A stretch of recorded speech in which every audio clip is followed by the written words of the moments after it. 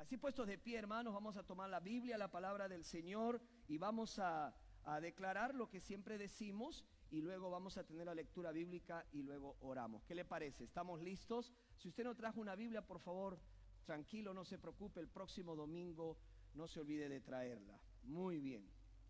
Vamos a decir juntos entonces, 2 y 3. Yo declaro que este libro es la palabra de Dios revelada. La hierba se seca, la flor se marchita, pero la palabra de Dios permanece para siempre. El cielo y la tierra pasará, mas tu palabra nunca pasará. Yo te pido, mi Señor, que hoy con tu palabra tú me hables, me limpies, me restaures y me animes, porque tu palabra no volverá vacía en los corazones que quieran escucharla y obedecerla como el mío. Hoy con tu palabra bendita me hablarás. Yo lo creo, yo lo confieso, yo lo recibo por fe en el nombre de Jesús, tu Hijo amado. Amén. Abra sus Biblias, por favor, si fuera tan amable, en el Evangelio de Juan, y vamos a leer el capítulo 19, versículos del 28 al 29. Juan capítulo 19, versículos del 28 al 29. Ahí tendremos la lectura de la palabra del Señor. Juan capítulo 19, versículos del 28 al 29.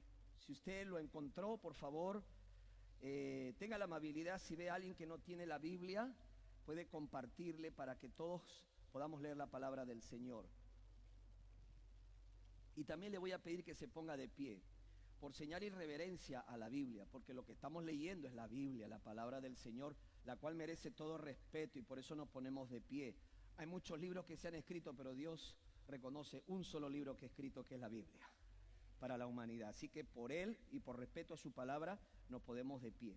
Vamos a leer lo que dice la Biblia en Juan capítulo 19, versículos del 28 al 29. Dice: después de esto, sabiendo Jesús que ya todo estaba consumado, ojo, dice, sabiendo Jesús que ya todo estaba consumado, dijo, para que las escrituras se cumpliese, para que la escritura se cumpliese. ¿Qué dijo Jesús? Tengo sed. Y estaba allí una vasija llena de vinagre. Entonces ellos empaparon en vinagre una esponja y poniéndola ¿en qué? En un hisopo, se la acercaron a la boca. Oremos. Amado Señor, gracias por tu bella palabra. Esta palabra, Señor, está escrita en mi Biblia en rojo, rojo como la sangre, porque representa, Señor, unas palabras muy sagradas que tú dijiste en tus últimos minutos, quizás segundos de morir. Señor, que esta palabra nos hable, que esta palabra nos calme alguna sed que podamos tener espiritual, y que no vuelva vacía en nuestras vidas, Señor. Te lo pedimos en el nombre de Jesús. Amén y amén. Tomen asiento, mis amados hermanos y amigos. Todos sabemos lo importante que es el agua para nuestro cuerpo, ¿sí? Si usted no toma agua, se está haciendo un daño. Si usted no toma agua, se está perjudicando, y está perjudicando su cuerpo. Después nos quejamos y decimos, no tenemos fuerzas para venir a la iglesia, me siento cansado, mi cerebro no está trabajando bien. Es porque no toma agua. Hoy hay algunos que dicen, no me gusta el agua, no me gusta el sabor del agua. Es más, no le encuentro sabor al agua. Bueno, ahora han inventado tantas cosas y hay aguas con diferentes sabores, ¿sí? Pero necesita su cuerpo recibir agua. Tu cuerpo está compuesto del 60% de agua. Somos agua andando. Es la verdad. Somos más agua que otra cosa. ¿Ok? Ahora imagínate que tú pesas 150 pounds, como yo, ¿no? Así como yo. Bueno, no tanto. Ya quisiera. Como tú. Eso quiere decir que estás cerca o estás cargando cerca de 12 galones de agua en tu cuerpo. Es importantísimo. Sin agua no podemos vivir. Cuando estás deshidratado sufres trastornos. Personas que están en el desierto empiezan a alucinar. ¿Por qué? Porque no tienen agua. El cerebro necesita agua. Necesitamos agua para subsistir. Sin agua podemos sufrir mareos, podemos sufrir todo tipo de trastornos. Lo interesante, hermano, es que a veces asumimos, lo damos por sentado, que todo el mundo, que toda la gente tiene agua pura para tomar. La realidad que no es así. La realidad es otra. La gente no tiene mucha población. En la población mundial hay un porcentaje alto de gente que si puede tener acceso al agua, esa agua sí puede tener, porque algunos ni tienen acceso al agua. Pero los que tienen mucha de esa agua está malograda, podrida. ¿Ok? Y tienen que tomársela porque si no, les va terrible. Se calcula que 10.000 personas mueren al año por sed.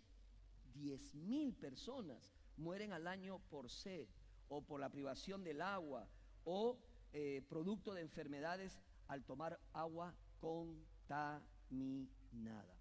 Hoy vamos a ver la quinta palabra de Jesús en la cruz. Estamos hablando de cuando el amor habla, porque Jesús es amor. Y Jesús habló 7 palabras, 7 declaraciones, 7 sermones sumamente importantes en una cruz para cada uno de nosotros. Hoy vamos a ver la quinta palabra. Ya todos deben darse cuenta cuál es esa quinta palabra, que en definitiva es común a toda la humanidad. ¿Quién no ha dicho tengo sed? Levante su mano. ¿Usted ha dicho alguna vez tengo sed? Levántala porque si no me está preocupando. Si usted nunca ha pedido un vaso de agua. Todos tenemos sed. Es una palabra común a la humanidad. Algunos han dicho que esta palabra es la palabra de la humanidad. Es la palabra de la humanidad. Porque la sed es una necesidad de todos nosotros. Todos nosotros necesitamos calmar nuestra sed. Jesús dijo, estando en la cruz, a segundos de morir, ¿qué dijo? Tengo sed.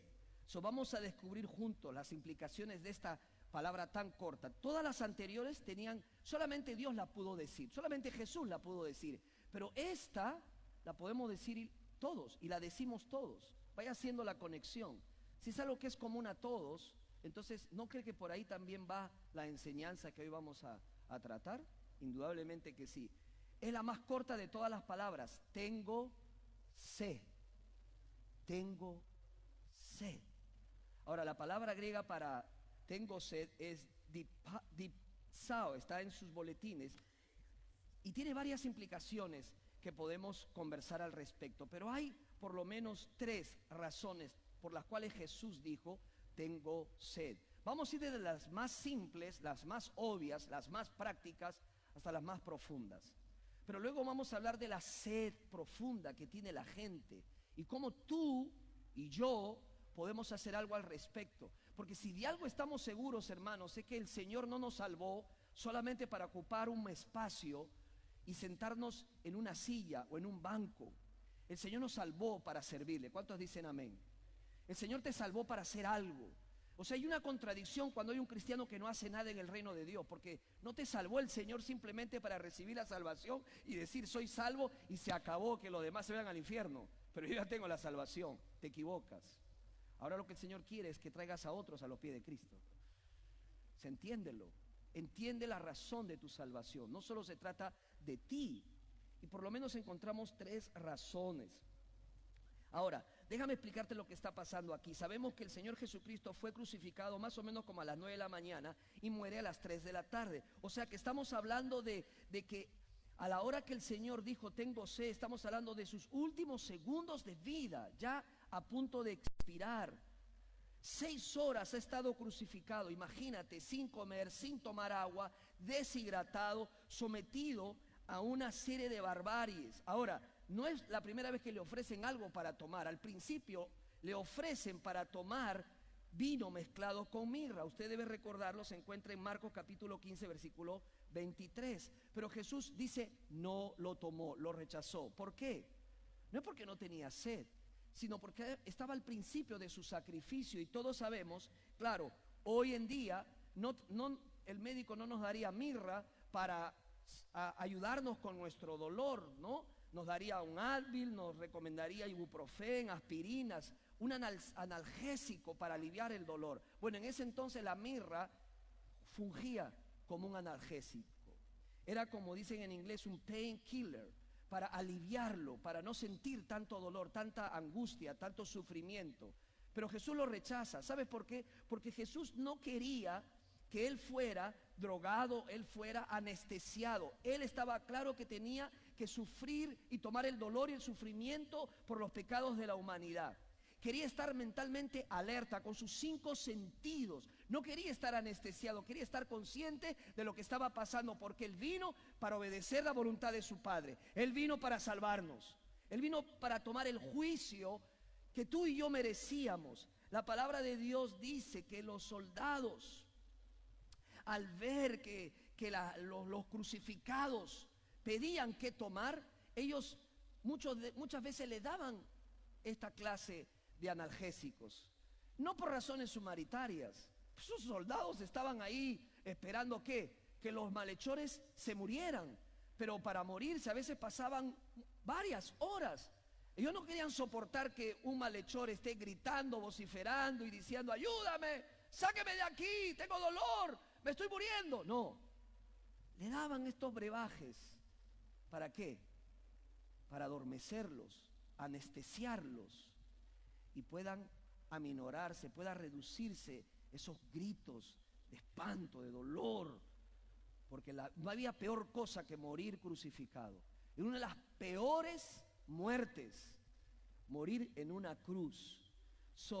Jesús rechaza esa bebida al principio, pero ahora, después de todo lo que hizo, después que Él dice está todo consumado, es decir, he experimentado la separación de mi Padre, el juicio de Dios, y dice Elí, Elí, lama sabactani. En otras palabras, ¿por qué me has desamparado? Porque en ese momento estaba recibiendo el juicio justo de Dios que se estaba aplicando a él en vez de ti y de mí, cumpliéndose así las escrituras. Después de que el plan de salvación había sido completado, el pago por los pecados estaba consumándose.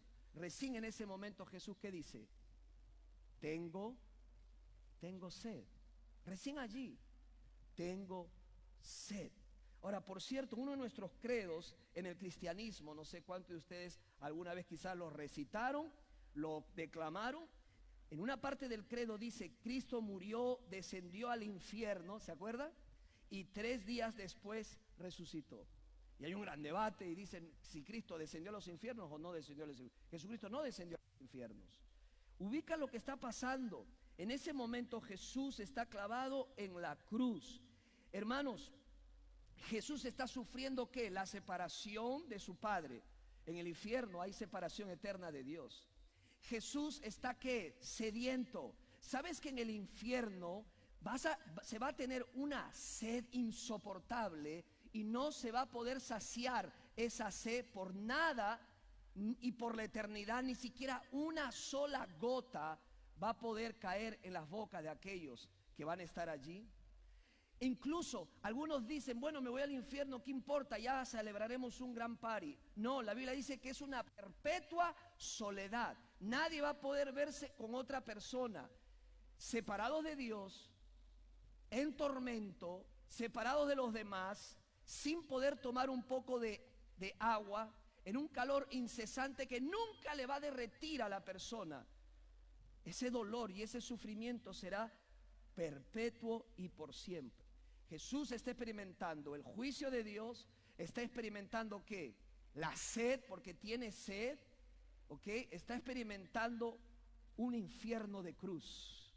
El autor Westbrook Warren menciona sobre esto lo siguiente, y me gustó mucho y lo traje para que lo escuchen. Cuando dijo tengo sed, él escribe: estaba soportando un verdadero sufrimiento físico porque tenía un verdadero cuerpo humano.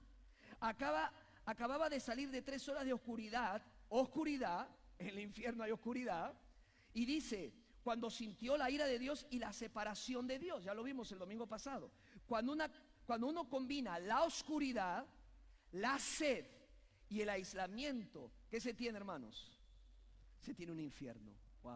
Wow. Jesús no tuvo que ir al infierno. En la cruz estaba experimentándolo por nosotros, por ti y por mí. Cuando él dijo tengo sed, estaba soportando un verdadero sufrimiento físico. ¿Sabes por qué? porque él tenía un cuerpo humano. Un cuerpo humano. La palabra de Dios lo enseña así. Así que estaba sufriendo y estaba clamando que le dieran un poco de agua.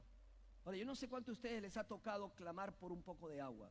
Yo no sé quién de aquí, en alguna circunstancia difícil, pudo decir, denme de beber. Ahora, yo estoy viendo, por ejemplo, en las redes sociales, específicamente en países como Venezuela, literalmente la gente está pidiendo, denme un vaso de agua limpio. O sea que esto no está pasando en lugares lejísimos, está pasando en nuestro continente. ¿Okay? Jesús dijo, tengo sed. ¿Qué es lo que realmente está diciendo el Señor Jesús? Primero, indudablemente, vamos a ver lo que esta palabra representa para nosotros, lo que revela acerca del Señor Jesucristo. Pero luego vamos a ver la sed que existe en la gente, la profunda sed, y cómo la está saciando y cómo podemos hacer algo nosotros. Y luego vamos a hablar acerca de cómo satisfacer tu propia sed. Bueno, déjeme explicarle la primera razón de por qué Jesús dijo tengo sed. La primera razón de por qué Jesús dijo tengo sed son por una razón física. Como dije al principio, el que estaba allí era Jesús, y Jesús como hombre estaba sintiendo la deshidratación, estaba sintiendo que ya estaba pasándole factura, como decimos, a todo la tortura que estaba recibiendo, y que indudablemente no estaba empezando en ese momento, sino que fue arrestado la noche anterior. Recuérdate bien que dijimos, había sido sometido a 6 juicios injustos de noche, que era algo ilegal, estaba sin dormir, sin comer, sin agua. Encima de eso los soldados le golpean, cogen una caña, dice la Biblia, le daban con una caña, le pegaban, infligiéndole más y más dolor, y luego le colocan una corona de espinas, se la aplastan sobre su cabeza. Y todos sabemos que en la cabeza hay venas, ¿verdad? Hay capilares, hay toda una situación de sistemas que si tú lo cortas, si tú introduces espinas, vas a ocasionar un caos y un sangramiento a tal punto que la persona puede quedar literalmente desfigurada, porque estás rompiendo, estás cortando. ¿Sabe lo que dice Isaías 32, 14? Dice, fue desfigurado de los hombres su parecer. Así que no nos sorprenda que la cara de Jesús estaba desfigurada. Desfigurado, lo azotaron. Otra vez hemos hablado de los azotes y hemos explicado lo que estos azotes conllevaba a la persona, a tal punto que aquella persona que estaba siendo flagelada podría morir en ese momento y ni siquiera llegar a la cruz, porque la flagelación era lo peor que podía existir, no solamente por el dolor, sino por lo que ésta traía como consecuencia, ya que esos látigos tenían en las puntas plomo, pedazos de hueso, y cada vez que era la persona flagelada, conllevaba que ese látigo al salir llevaba consigo un pedazo de carne, a tal punto que a los malhechores se le podían ver los huesos y las costillas. O sea, imagínate lo que está viviendo el Señor en ese momento. Luego lo llevan a la cruz, le clavan sus manos y clavan sus pies, estando crucificado allí, experimentando el peor dolor. ¿Sabes que algunos historiadores dicen que no existía una descripción de ese tipo de muerte porque era tan monstruosa que no había un término para definirlo? ¡Wow! Y Jesús en ese momento dice, tengo sed. ¿Por qué dijo eso? Indudablemente hay razones obvias, hay razones físicas. Él estaba deshidratado por haber pasado 12 horas sin haber bebido nada. Él pidió algo para tomar, estaba perdiendo sangre. Deme algo para tomar. Luego él va a decir sus 2 últimas palabras antes de morir. Necesitaba recobrar aliento para pronunciar esas últimas palabras, las frases de victoria, y lo vamos a ver más adelante. Y él quería gritarlas porque él había cumplido la obra que el Padre le había encomendado. Hermanos, si quieres saber lo que consiste la obra de Cristo, esta palabra resume la pasión de Jesús. Por eso yo llamé a esta palabra La palabra de pasión, la pasión, ¿se acuerdan? La pasión de Cristo. Algunos han visto o vieron la película La Pasión de Cristo, ¿verdad? Algunos dicen que quizás ni siquiera esa película puede dramatizar con exactitud lo que nuestro Señor Jesucristo vivió. La pasión de Jesús. Lea en Mateo capítulo 27, si quiere lo hacemos, Mateo capítulo 27, la descripción de la palabra del Señor cuando habla de los martirios y el dolor que tuvo que soportar Jesucristo en el versículo 29 de Mateo 27. Mateo capítulo 27, versículo 29 dice: y pusieron sobre su cabeza una corona tejida de espinas y una caña en su mano derecha.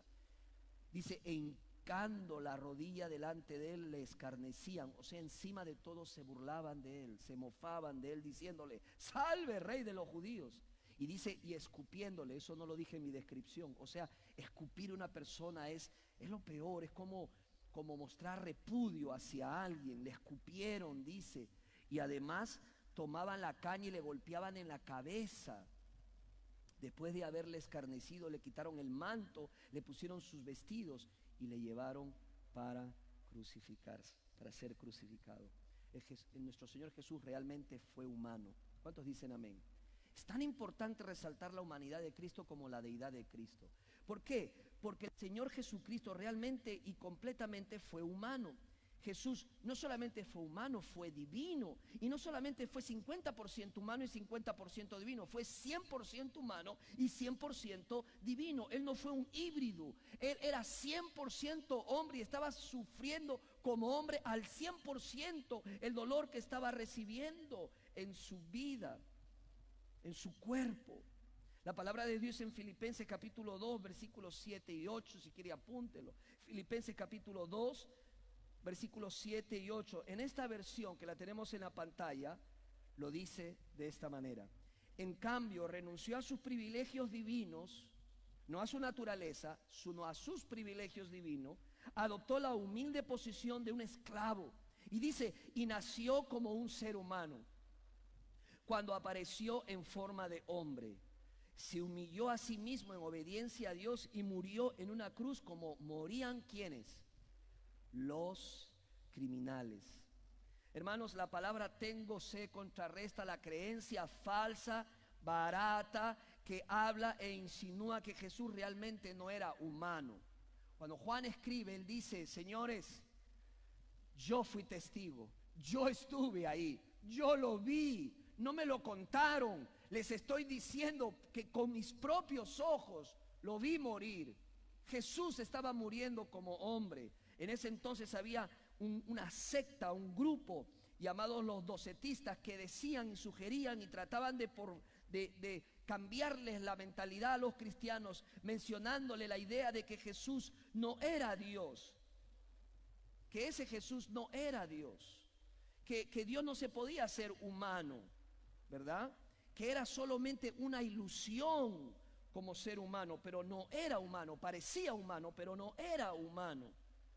La Biblia dice lo contrario. Ahora, no tenemos docetistas alrededor nuestro, pero por ejemplo existe lo que es el Islam, y el Islam enseña exactamente eso. El Corán enseña que Dios nunca se convertiría en un ser humano, nunca moriría en la cruz por nosotros. No creen en ese tipo de Dios, dice. No podría ser que Dios muriera o Jesús muriera en la cruz del Calvario por nosotros. Es más, en el Corán se dice que los discípulos al final lo que hicieron fue llevarse el cuerpo de Jesús y otro fue el que murió, no Jesús. Pero la Biblia dice todo lo contrario. Jesús, hombre, murió en la cruz. Hermanos, Jesús era hombre, no era un fantasma. Los fantasmas no tienen sed, ¿verdad? Los fantasmas no dicen tengo dolor, los fantasmas no gimen. No era una ilusión, era Jesucristo en cuerpo de hombre. Era humano 100%, identificado con todos nosotros, muriendo por nosotros. Eso muestra la Escritura. ¿Por qué dijo tengo sed? Para mostrar su humanidad. Él era hombre. La segunda razón de decir tengo sed, la podemos describir como razones de índole proféticas. ¿Por qué? Razones proféticas. ¿Por qué? Muy simple, Jesús mostró que era el Salvador prometido al pedir agua, al decir tengo sed. Déjenme explicarle muy rápidamente. La Biblia explicaba y decía que para que el Mesías calificara como tal, tenía que cubrir más de 300 profecías que tenía que ser cumplida por el verdadero Mesías. ¿Sabes qué? Buenas noticias te tengo para decir.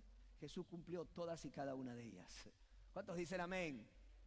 Cumplió todas y cada una de ellas. La Biblia profetizó, las profecías decía que él tenía que nacer el Mesías en Belén. Jesús lo hizo. Marcharía a Egipto. Jesús lo hizo. Tendría que hacer milagros portentosos y perdonar pecados. Jesús hizo milagros portentosos, perdonó pecados. En la profecía decía que tenía que ser traicionado por un amigo. ¿Quién traicionó a Jesús? Exactamente, fue falsamente, el Mesías tenía que ser falsamente acusado. Así lo hicieron. Incluso decían que iba a ser torturado, que iban a apostar sus ropas, que sería colgado en una cruz. Óigame, una profecía de hace tantos años que ni siquiera se conocía la cruz. ¿Cómo pudo ser una profecía cumplida? Porque Cristo fue crucificado en una cruz. La cruz fue un invento romano. Pero la última profecía del Mesías, ¿cuál era? Tenía que decir, tengo sed. Mire sus boletines. En el Salmo capítulo 69, versículo 21, ¿qué es lo que dice? Salmo 69, 21. Dice, para calmar mi sed, me dieron vinagre. ¿Sabes qué le dieron a Jesús para calmar su sed? Vuelva a leerlo. Versículo 29, Juan 19, 29. Y estaba allí una vasija llena de vinagre. Y dice, entonces ellos empaparon en vinagre una esponja. ¿Está conmigo? Dice, y poniéndola en un hisopo. Presta atención, marque esa palabra hisopo. Poniéndola en un hisopo, se le acercaron ¿a dónde? A la boca, a la boca. La palabra griega para vinagre es oxos, o comúnmente se hablaba de ella como pasca, una bebida para pobres, una bebida que la tomaban los soldados, una bebida que les podía ayudar a los soldados a permear, a ayudarles con la sed que ellos tenían. ¿Qué era esta bebida? Era una bebida de pobres, realmente no era vino, era una sustancia un vino que se había dañado, que se había corrompido. Lo que ellos hacían entonces, en vez de echarlo a tirarlo, lo cogían, lo almacenaban y le mezclaban con agua, le ponían algunas hierbas y luego se convertía en una bebida un poco más, ¿cómo diríamos? Un poco más pasable. Los soldados andaban con sus cantimploras, estaban asegurados de tener ese líquido porque ellos seguramente marchaban por largas distancias, o sea, tenían ese líquido. Y cuando Jesús les dice, tengo sed, uno de ellos le extiende ese vinagre para que tome. Pero lo interesante en todo esto, wow, dice, ¿dónde se lo pusieron? En un hisopo, ¿Por qué es importante el hisopo? Porque acá hay una conexión con el Mesías prometido. Todos sabemos que el Señor liberó al pueblo de Israel, ¿de dónde? De Egipto, ¿se acuerdan? El Señor liberó al pueblo de Egipto, pero para hacerlo tuvo que batallar con los egipcios y con el faraón. Entonces tomó la medida de ¿qué? De usar ¿cuántas plagas? 10 plagas para cambiar su corazón, que los deje ir. Cada una de esas plagas era un ataque certero de Dios contra cada uno de esos dioses que ellos tenían, a los cuales habían puesto su fe y su esperanza los egipcios. Uno de ellos, por ejemplo, la rana, o adoraban a la rana. Dios dijo, le gusta la rana, es su Dios la rana, le voy a llenar de ranas para que estén atestados de ranas, la plaga de ranas. Y así cada una de ellas, hasta la última, que fue ¿cuál? la plaga de los primogénitos. O sea, que el ángel iba a pasar, iba a matar a todos los primeros hijos. Ellos adoraban al primer hijo, incluso el del faraón. Pero Dios dijo al pueblo de Israel: ¿cómo vas a hacer para salvar a tus hijos? Mata un cordero, mata un cordero, y que la sangre del cordero la coloques en las dinteles de las puertas de toda casa israelita. ¿Con qué iban a poner esa sangre? ¿Qué dice la Biblia? Tomen, Éxodo 12:22, tomen un manojo de hisopo, aleluya, y mójenlo en la sangre que deberán haber recogido en un recipiente, y unten el dintel y los 2 postes con esa sangre. ¿Sabe qué está diciendo la palabra de Dios? Quizás para ti digas, ¿what? Pero para los israelitas, el hisopo, contacto con sangre, ellos, oye, eso lo entendemos. Así fue liberado y fue salvado nuestros primogénitos cuando hubo la plaga en Egipto. Hermano, lo que estaba tratando de mostrarse aquí es que el que estaba siendo colgado, clavado y sufriendo era el Cordero de Dios que quita el pecado del mundo. Aleluya, gloria a Dios.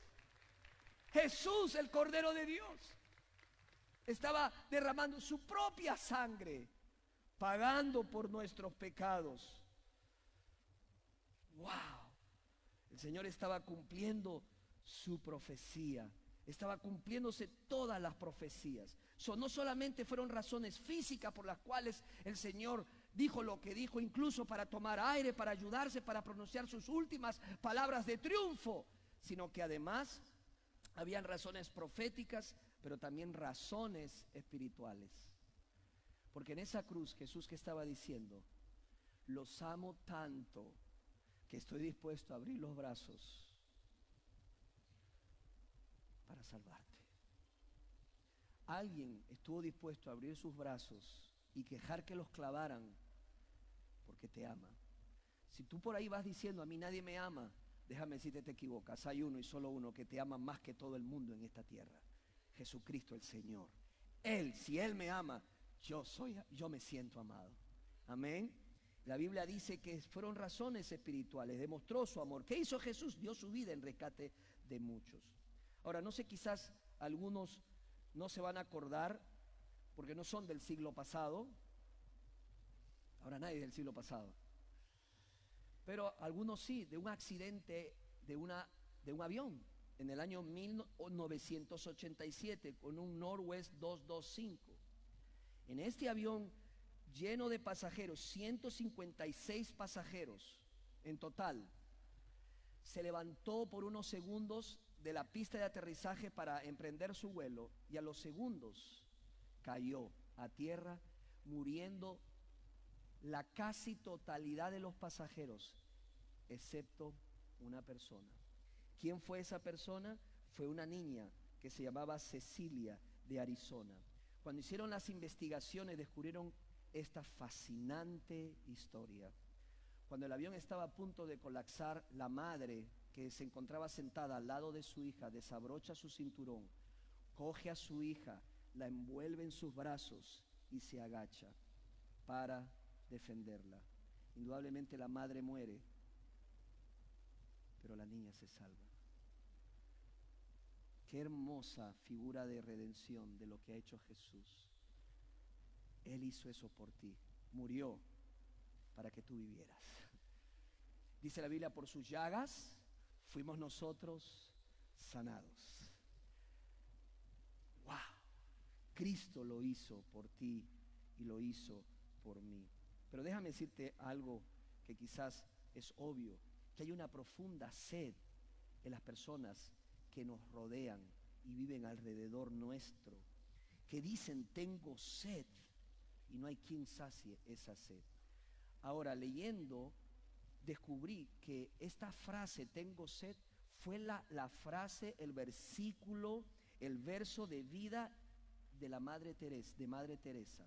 Muchos hemos leído y hemos escuchado sobre ella, quien fundó las Hermanas de la Caridad y la Casa de los Moribundos, que no solamente está en Calcuta, India, sino también en muchas partes del mundo. En este hogar ellos reciben moribundos, ella recibía moribundos, personas que estaban a punto de morirse, pobres de los más pobres, los recogía, los acogía y los trataba de recuperar.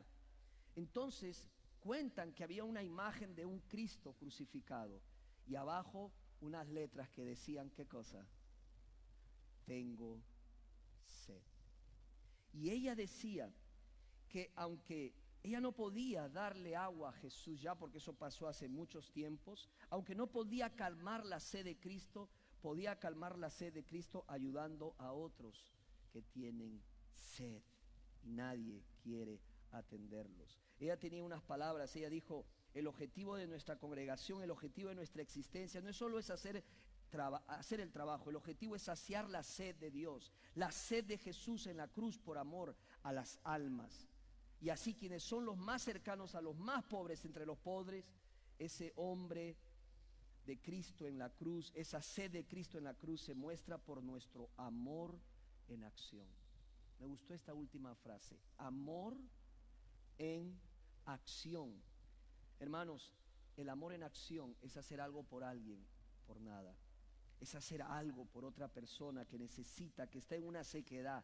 Puede ser espiritual, pero también puede ser emocional o puede ser física. Porque usted y yo sabemos que hay miles de personas con una gran sed espiritual. Una gran sed espiritual. Ahora, nadie te va a decir, ni tu vecino, ni tu compañero de trabajo, tengo sed. No te va a decir eso. Tengo sed espiritual. Tampoco.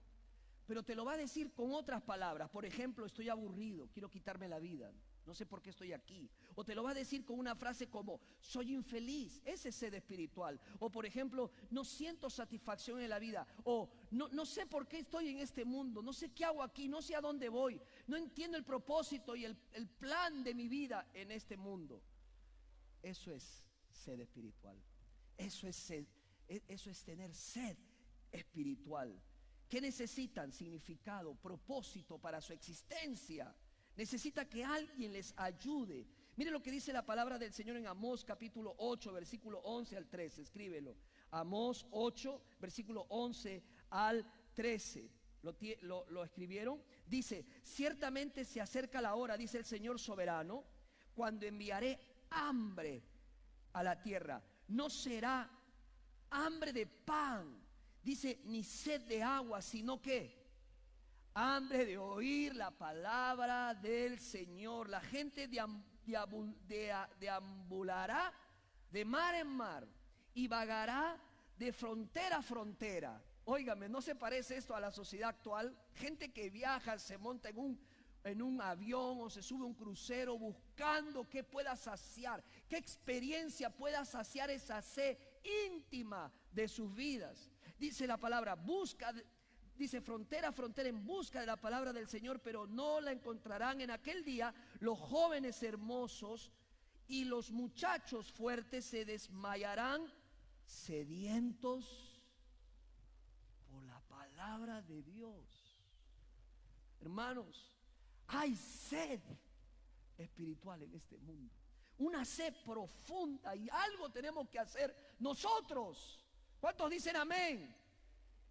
Que no podemos quedarnos con los brazos cruzados.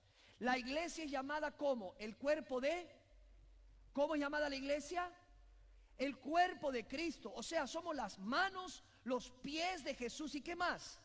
La boca de Jesús. La gente dice, ¿por qué hay tanta gente que muere? ¿Por qué hay tanta gente que muere en este mundo? ¿Por qué hay tanto dolor? La pregunta no debe ser esa, porque todos sabemos la respuesta por el pecado del hombre y los errores del hombre.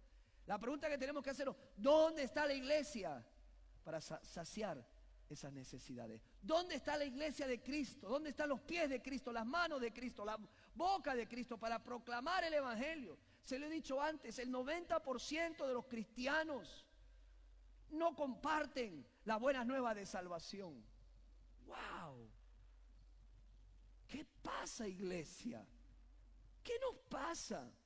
¿Cuál es nuestra responsabilidad? Bueno, número uno, si quieres apúntalo, Si queremos ser como Cristo, tenemos que servir a otros. Sirviendo a otros, servimos a Dios. La única manera de servir a Dios es sirviendo a otros. Hay gente que dice, yo sirvo a Dios. ¿Cómo? Bueno, yo sirvo a Dios, pero ¿cómo? La manera de servir a Dios es sirviendo a otros. ¿Sabe lo que dice la Biblia? Acompáñame a Mateo, por favor, Mateo capítulo 25. Mateo 25. Y dice el versículo 37. Mateo 25, 37. Dice, entonces, ¿está conmigo? Entonces los justos le respondieron, Señor, Señor, ¿cuándo te vimos hambriento y te sustentamos, o sediento y le dimos de qué? De beber. Y cuando te vimos forastero y te recogimos, o desnudo y te cubrimos, o cuando te vimos enfermo o en la cárcel y vinimos a ti. ¿Qué respondió el rey? ¿Puede leerlo? Él les dirá, 2, 3, de cierto os digo, que en cuanto lo hiciste a uno de estos mis pequeños, de estos mis hermanos más pequeños, a mí, ¿qué dice? Me lo hiciste, me lo hiciste. Hermanos, sirva a otros. No pase su vida sirviéndose a sí mismo. Sirva a otros.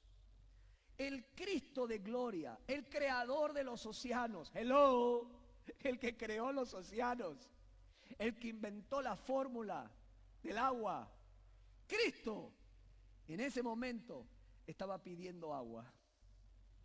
¿No le parece curioso? ¿No será que también nos estaba diciendo, hay gente que va a estar sedienta? Por eso me gusta cómo describen esta palabra, la palabra de humanidad, porque la sed es común a todos. ¿No será que el Señor estaba diciendo, si quieres servirme, extiéndele un vaso de agua a quien lo necesita? Hay gente sedienta, pero no solamente física, emocional, sino también espiritual. ¿Sabes que en ese momento Jesús convirtió, el primer milagro de Jesús fue en las bodas de Caná? Cristo convirtió el agua ¿en qué? En vino. Él tenía el poder, él podía traer todos los océanos y podía tomar todo el agua que quería. Él tenía el poder, no lo usó para sí mismo. Él vino para cumplir lo que tenía que hacer. Pero él pidió asistencia humanitaria. Él pidió una asistencia. Él dijo, estoy cansado, estoy muriendo, estoy enfocado en lo que estoy haciendo. Alguien puede darme agua. Alguien puede saciar mi sed. Alguien con un alma generosa puede extenderme un poco de agua. ¿Sabes cuál es el punto? Dios hace cosas grandes. ¿Cuántos dicen amén?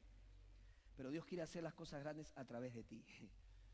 Dios quiere hacer cosas grandes a través de ti, a través de nosotros. Él nos quiere usar como su iglesia. Él quiere una iglesia activa, una iglesia trabajando, una iglesia sensible al dolor que nos rodea, una iglesia que pueda mirar más allá de sus paredes, dejar de enfocarse en ellas mismas y empezar a decir, ¿qué puedo hacer yo? Hermano, hay dolor y hay sufrimiento, es que tienes que entenderlo. La vida no se trata de ti y solo de ti. No se trata de consumir toda tu existencia y tus años de tu vida en ti mismo. Se trata de otros. Se trata de servir a otros. Tenemos que erradicar el egoísmo en nuestro corazón y decir, Señor, ayúdame a tener los ojos que tú tienes y cómo miras a la gente y la pasión que tú tienes. Para yo tener la misma pasión, Señor, no puedo ser tan indiferente al dolor que me rodea, Señor.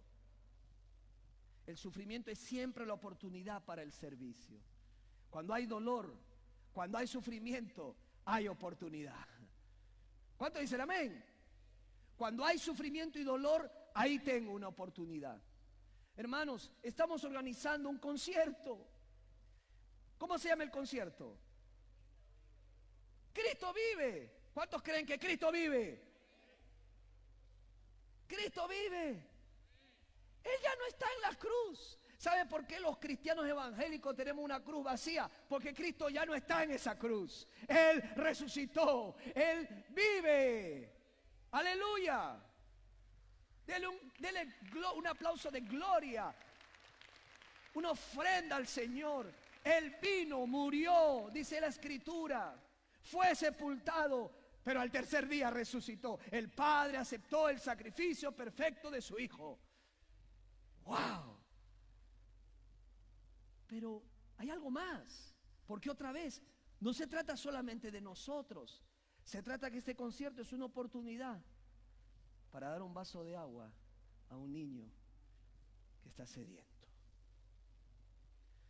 para poder contribuir con un granito de arena. Y eso me lleva a la segunda responsabilidad nuestra. ¿Cuál es? Pequeños actos de servicio. Pequeños actos de servicio que podemos hacer por otros.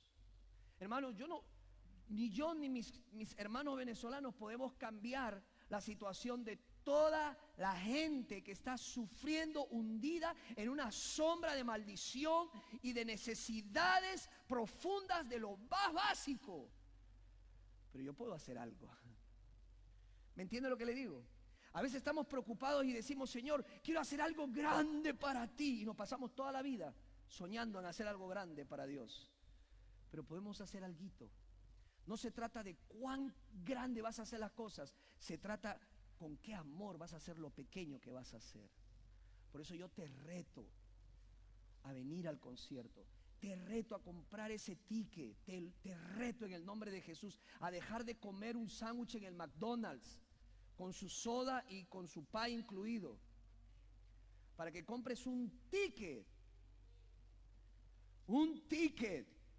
de $15 que te lo gastas en 4 caramelos y una soda, para que un niño pueda tener un vaso de agua limpio, o para que un enfermo pueda recibir una inyección, un paliativo, un analgésico, para que ese cáncer que lo está consumiendo no sea tan doloroso.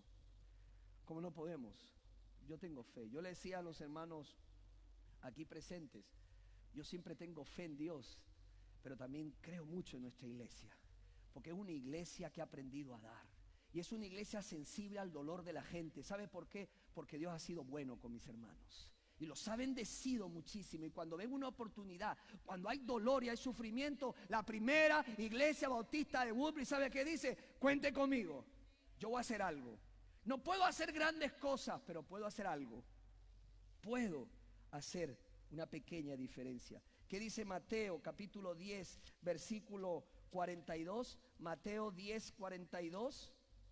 Dice de esta manera, Mateo 10, 42. Y cualquiera que dé a uno de estos pequeñitos un vaso de agua fría solamente, por cuanto es discípulo, de cierto os digo que no perderá su recompensa. Hermanos, por eso les he dicho a los hermanos sugieres, voy a hacer esto, hermanos. Esta agua está limpia y yo me la puedo tomar, pero no lo voy a hacer, porque cuando uno habla de tanto niño que se muere porque no tuvo un vaso de agua, yo no me lo podría tomar ahora. Te vamos a repartir una copita, una copa, ¿verdad, hermanos sugieres? Una copa vacía.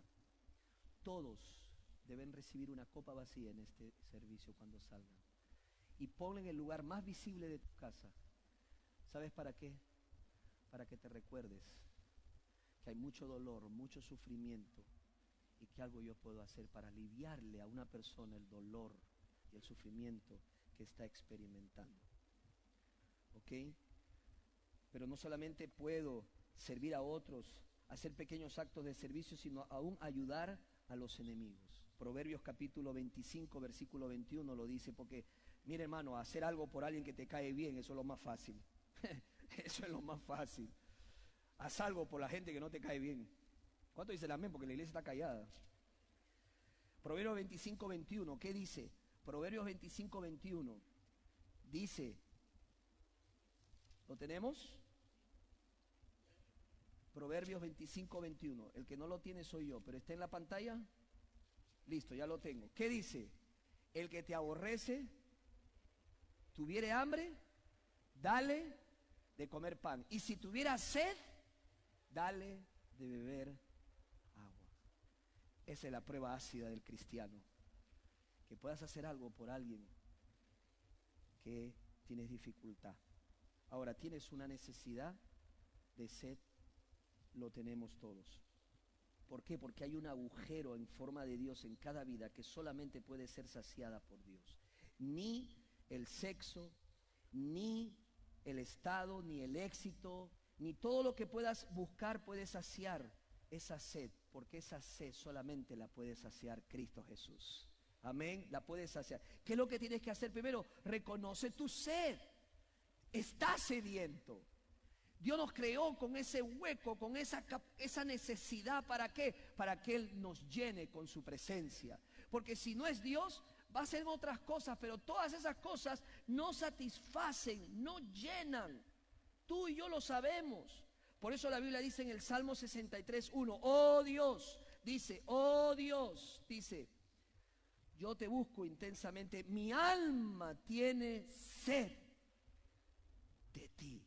Todo mi ser te anhela, cual tierra seca, extenuada y sedienta. Así que reconoce tu sed. Pero no solamente reconoce tu sed, deja de buscar en otros lugares la satisfacción, porque nada va a satisfacer como solamente Dios puede satisfacer. ¿Sabe lo que dice la Biblia en Jeremías capítulo 2, versículo 13? Dice, pues mi pueblo ha cometido dos maldades. Me ha abandonado a mí la fuente de agua viva y ha cavado para sí cisternas rotas que jamás pueden retener el agua. Jamás. Entonces, sé sincero, reconoce tu sed, deja de buscar en otro lugar, deja de buscar en tantas otras religiones. Por último, ven a Jesús. Jesús dijo en Juan 7:37, y en el último día, el más solemne de la fiesta, Jesús se puso de pie y exclamó, si alguno tiene sed, que venga a mí y beba. De aquel que cree en mí, como dice la Escritura, brotarán ríos de agua viva. Y en Juan 4:13 y 14, solo escúchelo, dice, todo el que beba de esta agua volverá a tener sed. Presta atención. Todo el que beba de esta agua volverá a tener ¿qué? Sed. O sea, la sed no será saciada perpetuamente, respondió Jesús, pero el que beba del agua que yo le daré no volverá a tener sed jamás. ¿Sabe lo que está tratando de decir el Señor, hermano? El pecado es adictivo. Cuando uno busca satisfacer su sed en otras cosas, tiene que volver a recurrir a ellas. Si no, pregúntele a un adicto de la pornografía, si no tiene que volver a la pornografía. Si no, pregúntale a un alcohólico que tiene que volver a tomar. Si no, pregúntale a una persona adicta a la opinión de los demás. Tiene que volver a hacer un acto de caridad para que le vuelvan a decir que bien hiciste las cosas. El pecado es adictivo. Pero cuando Cristo viene, dice la Biblia, no solamente estamos llenos, sino que de nuestro ser brota ríos de agua viva para que otros puedan ser bendecidos. ¿Dónde estás buscando saciar tu sed? ¿Dónde? ¿Con quién? Ven a Cristo Jesús. Si te sientes insatisfecho de tu vida, no sabes por qué estás en este mundo, ni qué estás haciendo aquí, ni de dónde vienes, ni hacia dónde vas, Cristo es la respuesta a todas tus preguntas. Ven a Cristo Jesús. Vamos a orar. Amado Señor y Padre nuestro Señor Jesucristo, probablemente aquellas personas que estén listas para tomar de ti. Es la obra del Espíritu Santo, Señor. Y yo te pido, Señor, que hagas tu obra como siempre lo haces, porque tu palabra no volverá vacía en aquellos que le prestan atención, la honran, la escuchan y lo obedecen. Señor, tú nos has hablado a nosotros. Este es un mensaje para creyentes en Dios, porque esa palabra tengo sed nos ha quedado grabada en nuestra mente, en nuestro corazón, Señor, y vamos a responder a ella. Y vamos a demostrar nuestro amor en acción, haciendo lo que tenemos que hacer, sirviendo a otros, haciendo pequeños actos de servicio, Señor. No vamos a poder libertar a las naciones que están bajo la oscuridad de gobiernos y regímenes dictatoriales, pero sí podemos cambiar la vida de un niño, dándole agua, dándole medicina.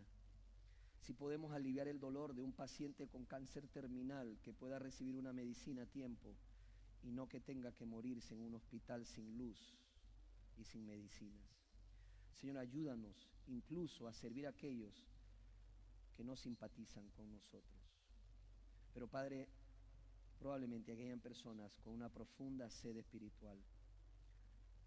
Yo te pido que sigas usando tu palabra, porque ella no vuelve vacía, y lo creemos así. Mientras orando, si tú eres de aquellas personas que quieres venir a Jesucristo, que estás cansada de buscar en las religiones una respuesta a tu necesidad, estás cansado de buscar que se sacie tus necesidades en tu matrimonio, con la gente, con las cosas que haces, pero sigues teniendo una sed profunda espiritual en tu vida, solamente Cristo puede saciar esa necesidad de tu corazón. Ven a Él, dice la Escritura, todo aquel que cree en Jesucristo será salvo. Sé salvo de ese infierno, sé salvo del pecado. Hoy es día de salvación. ¿Quieres hacerlo? ¿Quieres dejar a Cristo venir a tu vida? Ahí donde estás, haz esta oración. Y ahí donde me estás escuchando, haz esta oración. Amado Jesús, yo reconozco mis pecados que te llevaron a la cruz. Tú moriste y tomaste el castigo que yo merecía. Tú sufriste lo que yo tenía que sufrir. Señor, tú tomaste esa copa amarga de pecados, mis pecados. Señor, yo lo reconozco y me arrepiento de corazón.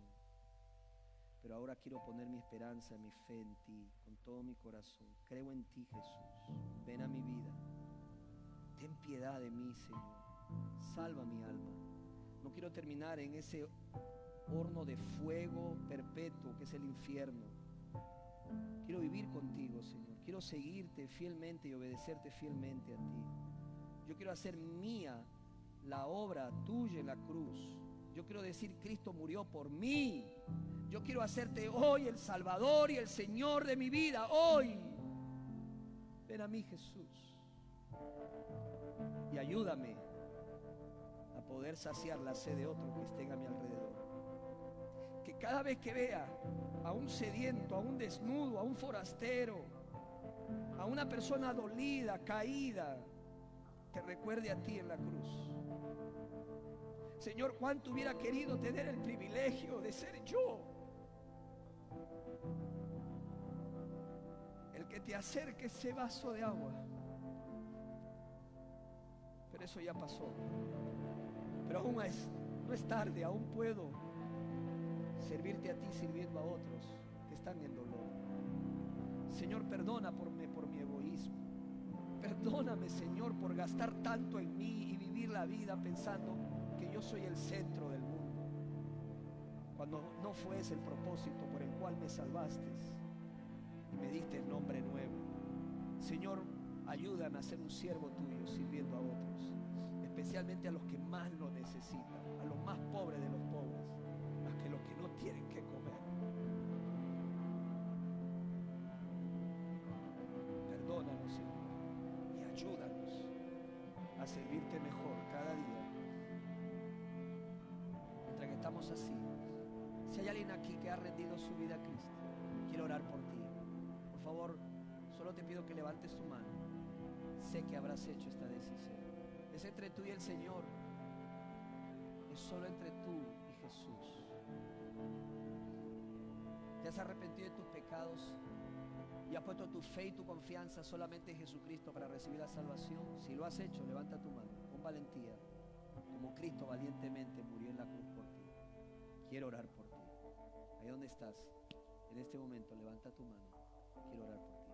Hazlo bien alto para poder verla y poder saber quién lo hizo. ¿Hay alguien? ¿Hay alguien? Bien, oremos. Gracias, Señor, por darnos la bendición de poder escuchar el eco de tu palabra y hablarnos a nuestro corazón.